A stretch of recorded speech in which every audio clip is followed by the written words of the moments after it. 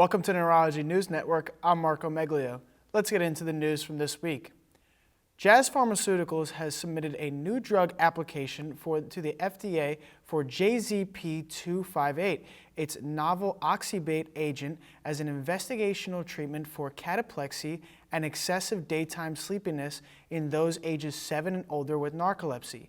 The candidate product is supported by a Phase 3 global double-blind placebo-controlled study from which the data compiled have shown that JZP-258 demonstrated highly significant differences compared to placebo as measured by the change in the weekly number of cataplexy attacks and the change in the Epworth Sleepiness Scale score.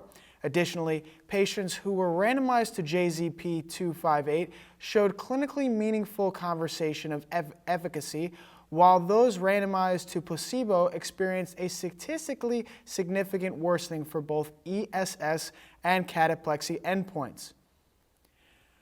Novartis has announced that its S1P receptor modulator, siponimod, has been approved for use in Europe for the treatment for patients with active secondary progressive multiple sclerosis with active disease evidenced by relapses or imaging features of inflammatory activity. As was the case for its FDA approval in March of 2019, this regulatory decision by the European Commission was based on the Phase 3 EXPAND trial, the largest Phase 3 assessment of its kind, including more than 1,600 patients with SPMS. It ultimately showed that the 3-month confirmed disability progression was reduced by 21%. The most common adverse effects occurring in more than 10% of patients with siponimod were headache and hypertension.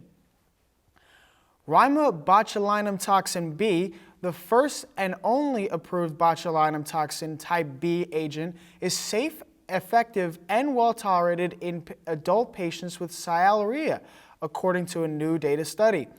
The botulinum toxin B was approved by the FDA for the treatment of chronic sialorrhea in adults in August of 2019, as it adds to its existing approval for the treatment of cervical dystonia, which it granted in 2000. The drug ultimately proved to result in statistically significant reductions in sialorrhea compared to placebo with both doses. For more direct access to expert insight, head to neurologylive.com. This has been Neurology News Network. Thanks for watching.